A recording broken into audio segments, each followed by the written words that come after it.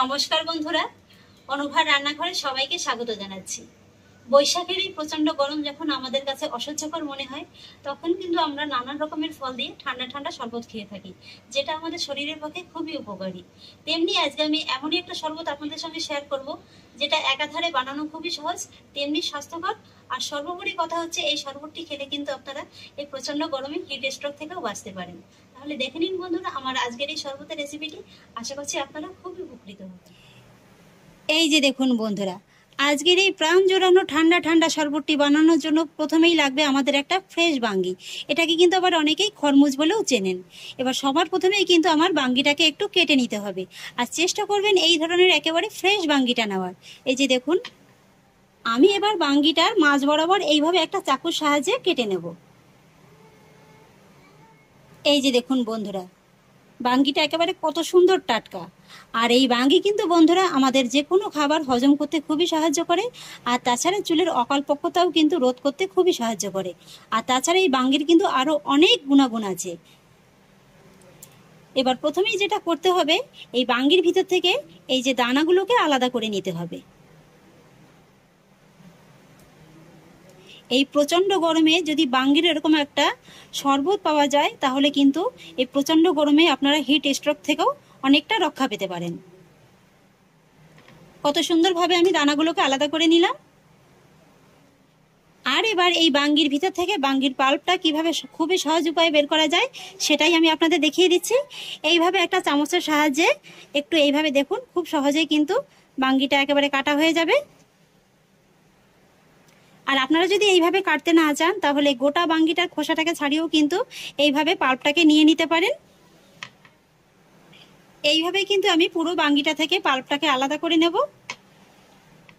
এই যে দেখুন বন্ধুরা, বাঙ্গির ভিতর থেকে আমি কত সুন্দরভাবে একেবারে পাল্পটাকে আলাদা করে নিয়েছি। আর এই বাঙ্গিটাকে এবার একেবারে বাটির মতো লাগছে না? আপনারা কিন্তু চাইলে শরবতটা এই বাঙ্গির বাটির ভিতরেও সার্ভ করতে পারেন। আর হ্যাঁ বন্ধুরা, আপনাদের তো একটা কথা বলাই হয়নি, এখানে কিন্তু আমি 1 কিলো ওজনের একটি বাঙ্গি নিয়ে নিয়েছি। এবার আমি এই বাঙ্গিটাকে তো পেস্ট করে নেব, তবে তার আগে এই বাঙ্গির ভিতর থেকে কিছুটা পরিমাণে বাঙ্গি আমি অন্য একটি পাত্রে না একটু রেখে দেব। এটা কিন্তু পরে কাজে লাগবে। আর এবার ফাইনালি বাঙ্গিটা পেস্ট করার জন্য আমি নিয়ে নিয়েছি একটি মিক্সিং জারের ভিতরে পুরো বাঙ্গিটা একবারে দিয়ে দেবো। তবে বাঙ্গিটা পেস্ট করার জন্য কিন্তু আলাদা করে কোনো জলের ব্যবহার করবেন না। এই যে বাঙ্গির রসেই কিন্তু বাঙ্গিটা খুব সুন্দরভাবে পেস্ট হয়ে যাবে। বাঙ্গিটাকে আমি একেবারে খুব সুন্দর করে পেস্ট করে নিয়েছি। এই যে দেখুন বন্ধুরা, কালারটা দেখতে কত সুন্দর লাগছে। এবার আমি পেস্ট করে নেওয়া বাঙ্গিটাকে একটা সাইডে সরিয়ে রাখবো। আর এবার দেখুন, আমি নিয়ে নিয়েছি ছোট দেখে একটি বাটির ভিতরে দিয়ে দেবো এই যে 2-4 চামচ তোকমা দানা। এটাকে কিন্তু আবার অনেকেই সবজা সিড নামেও চেনেন। আর এবার এই তোকমা দানার ভিতরে আমি অ্যাড করব 1/3 কাপ নর্মাল জল। বন্ধুরা, তোকমা দানা কিন্তু আমাদের শরীরের জন্য ভীষণ উপকারী। এটা যেমন আমাদের শরীরের রক্তের শর্করা কমাতে খুবই সাহায্য করে, তাছাড়া কিন্তু এই তোকমা দানা আমাদের ওজন কমাতেও সাহায্য করে। ত্বকের জন্যও ভীষণ উপকারী, চুলের জন্যও ভীষণ উপকারী। মোটামুটি এই তোকমা দানায় কিন্তু অনেক রকমের গুণাগুণ আছে। আর এই যে দেখুন বন্ধুরা, এটা কিন্তু ভেজাতেই বেশ খানিকটা ফুলে গেছে। আর এইভাবে মোটামুটি 10 মিনিটের মতো রেখে দিলেই কিন্তু এটা ফুলে বেশ অনেকটা হয়ে যাবে। এবার আমি তোকমা দানার বাটিটাকেও 10 মিনিটের জন্য একটা সাইডে সরিয়ে রাখবো। আর এদিকে দেখুন, আমি একটি কড়াইতে 4 কাপের মতো জল গরম বসিয়ে দিয়েছি, আর জলটাকে কিন্তু খুব ভালোভাবে গরম করে নিয়েছি। আর এবার এই গরম জলের ভিতরে আমি অ্যাড করব 1/3 কাপ ছোট দানার সাবু। এই যে দেখুন, আমি কিন্তু এখানে ছোট দানার সাবুটা নিয়ে নিয়েছি। আর এখানে কিন্তু বন্ধুরা জলের পরিমাণটা একটু বেশিই লাগবে সাবুর তুলনায়, কারণ সাবুটা যখন সেদ্ধ হবে, জলটা যদি কম হয়ে যায়, সেক্ষেত্রে কিন্তু সাবুটা সেদ্ধ হওয়ার জন্য জায়গা পাবে না, আর সাবুর ভিতরে কিন্তু একটা স্টিকি ভাব চলে আসবে। তাই সাবুর তুলনায় কিন্তু জলটা বেশিই দিতে হবে। এবার আমি মিডিয়াম ফ্লেমে এই সাবুটাকে 10 মিনিটের মতো রান্না করে নেব। এই 10 মিনিটের মতো রান্না করলেই কিন্তু সাবুটা খুব সুন্দরভাবে সেদ্ধ হয়ে যাবে। ফিরে এলাম 10 মিনিট বাদে। এই যে দেখুন, 10 মিনিটের ভিতরে কিন্তু সাবুটা খুব সুন্দরভাবে সেদ্ধ হয়ে গেছে। তবে হ্যাঁ, এই 10 মিনিটের ভিতরে কিন্তু মাঝে মাঝে একটু নেড়ে দেবেন, তা নাহলে সাবুটা কিন্তু আবার কড়াইতে লেগে যেতে পারে। আর সাবুটা ঠিকঠাক সেদ্ধ হয়েছে কিনা আপনারা কি করে বুঝবেন? এই যে দেখুন, কালারটা চেঞ্জ হয়ে কিন্তু একেবারে ট্রান্সপারেন্ট হয়ে যাবে। এবার আমি গ্যাসের ফ্লেমটাকে অফ করে দেব, আর তারপরেই সাবুটাকে নামিয়ে নেব। আর সাবুটাকে নামিয়ে সঙ্গে সঙ্গে কিন্তু এইভাবে একটা ছাঁকনির পরে রেখে জলটাকে ঝরিয়ে আলাদা করে নিতে হবে। তারপর একটু নর্মাল জল দিয়ে এই সাবুটাকে এইভাবে একটু ভালো করে ধুয়ে নিতে হবে। তা নাহলে যেহেতু সাবুটা এখন খুবই গরম আছে, তাই গরম থাকা অবস্থায় কিন্তু সাবুটার ভিতরে যেহেতু একটু স্টিকি ভাব আছে, একটার গায়ে একটা কিন্তু লেগে যাবে। সাবুটাকেও আমি খুব সুন্দর করে ধুয়ে নিয়েছি। এবার আমি সাবুটাকেও একটা সাইডে সরিয়ে রাখবো। এবার চলে এলাম শরবত তৈরির ফাইনাল স্টেপে। গ্যাসের পরে একটি কড়াই বসিয়ে দিয়েছি, আর কড়াইতে দিয়ে দেবো 600 গ্রাম তরল দুধ।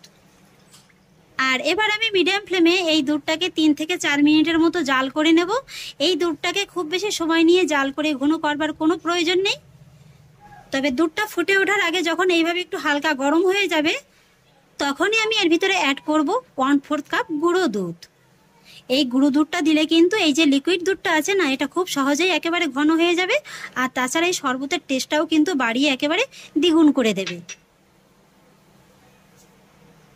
গুঁড়ো দুধটা আমি দুধের সঙ্গে খুব তাড়াতাড়ি ভালো করে একবার মিশিয়ে নেব। এই গুঁড়ো দুধটা যদি আপনারা দুধটা খুব বেশি গরম হয়ে যাওয়ার পরে মেশাতে যান, তাহলে কিন্তু ভালো করে মিশতে চাইবে না, ডেলা ডেলা পাকিয়ে যাবে। তাই এইভাবে দুধটা যখন একটু হালকা গরম হয়ে যাবে, তখনই কিন্তু গুঁড়ো দুধটা দিয়ে দিতে হবে। গুঁড়ো দুধটা আমি খুব ভালোভাবে মিশিয়ে নিয়েছি। আর এবার আমি এই দুধের ভিতরে অ্যাড করব 1/3 কাপ চিনি। চিনির পরিমাণটা আপনারা আপনাদের স্বাদ অনুযায়ী বাড়িয়ে কিংবা কমিয়ে দিতে পারেন। তবে আমার মনে হয় এই যে 600 গ্রাম দুধের জন্য 1/3 কাপ চিনি যথেষ্ট। এখানে আমি চিনি আর গুঁড়ো দুধটা ব্যবহার করলাম। আপনারা কিন্তু এখানে চাইলে চিনি আর গুঁড়ো দুধের পরিবর্তে কনডেন্স মিল্কটাও ব্যবহার করতে পারেন। এবার চিনিটাও আমি দুধের সঙ্গে খুব ভালো করে মিশিয়ে নেব, আর তারপরে দুধটাকে একটু ফুটিয়ে নেব। ফিরে এলাম 3 থেকে 4 মিনিট বাদে। এই 3-4 মিনিটের ভিতরে দেখুন দুধটা কিন্তু আগের থেকে অনেকটা ঘন হয়ে গেছে। তবে হ্যাঁ, এই দুধটা জাল করারও কিন্তু একটা পদ্ধতি আছে। এই দুধটা কিন্তু এইভাবেই মাঝে মাঝে একটু নেড়েচেড়ে দিতে হবে, যাতে করে দুধের পরে কোনো সর না পড়তে পারে। তাহলে কিন্তু শরবতটা খেতে খুব একটা ভালো লাগবে না। আর সাইডে যতটুকু সর পড়ে থাকবে, এটাকে কিন্তু এইভাবে তুলে এই দুধের সঙ্গে মিশিয়ে দিতে হবে।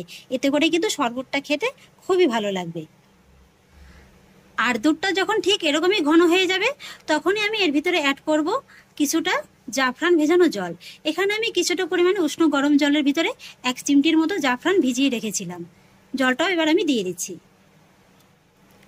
এই জাফরান ভেজানো জলটা দেওয়ার পরেই দেখবেন কালারটা কিন্তু খুব সুন্দর চলে এসছে। তবে এটা কিন্তু সম্পূর্ণই অপশনাল, হাতের কাছে না থাকলে স্কিপ করে যেতে পারেন। আর এই জাফরান ভেজানো জলটা দেওয়ার পরেও আমি দুধটাকে আবারও প্রায় 1 থেকে 2 মিনিটের মতো এইভাবে একটু ফুটিয়ে নেব। আর ঠিক 2 মিনিট বাদেই যখনই দুধটা এরকম ঘন হয়ে আসবে, তখন কিন্তু গ্যাসের ফ্লেমটাকে একেবারে কমিয়ে দিতে হবে। আর তারপরে এর ভিতরে অ্যাড করতে হবে পেস্ট করে নেওয়া বাঙ্গিটা। বাঙ্গিটা দেওয়ার পরে কিন্তু দুধটা একটু ঘন হয়ে যাবে। এবার আমি বাঙ্গিটাও দুধের সঙ্গে খুব ভালোভাবে মিশিয়ে নেব।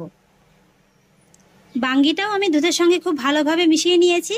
আর এই যে দেখুন বন্ধুরা, কোনো রকম কাস্টার্ড পাউডার কিংবা কনডেন্স মিল্ক ছাড়াই কত সুন্দর দুধের কালারটা চলে এসছে। এই যে দেখুন, আর টেক্সচারটাও দেখুন কত সুন্দর, একেবারে একটা ক্রিমি ক্রিমি টেক্সচার কিন্তু চলে এসছে।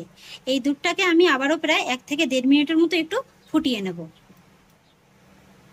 2 মিনিট বাদে এবার আমি আপনাদের দেখিয়ে দিচ্ছি। এবার কিন্তু আমি গ্যাসের ফ্লেমটাকে অফ করে দিয়েছি। আর এবার আমি দুধ শরবতটাকে অন্য একটি জায়গায় নামিয়ে নেব।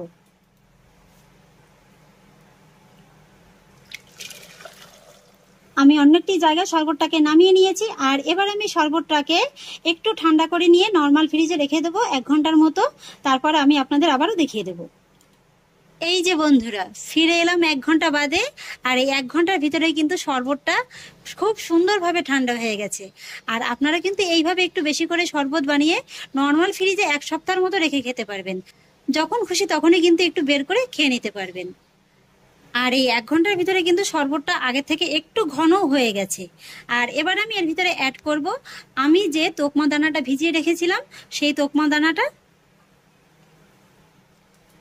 আর সেই সঙ্গে অ্যাড করব সেদ্ধ করে নেওয়া সাবুদানাটা।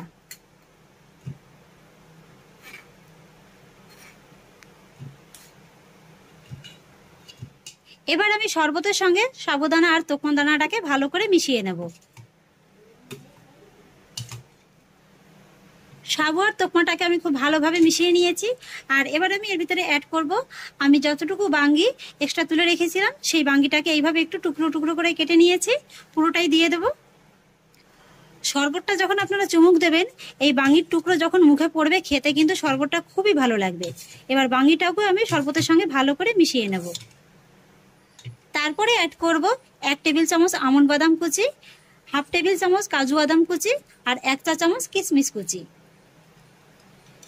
এখানে যে এই বাদামগুলোই আপনাদের অ্যাড করতে হবে তার কিন্তু কোনো মানে নেই, আপনারা আপনাদের পছন্দ মতো যে কোনো ড্রাই ফ্রুটস কিন্তু এখানে অ্যাড করতে পারেন। এবার আমি এই বাদাম কুচিগুলো শরবতের সঙ্গে ভালো করে মিশিয়ে নেব। এই যে বন্ধুরা, তৈরি হয়ে গেল এই প্রচণ্ড গরমে প্রাণ জোড়ানো বাঙ্গির মিল্কশেক কিংবা শরবত রেসিপি।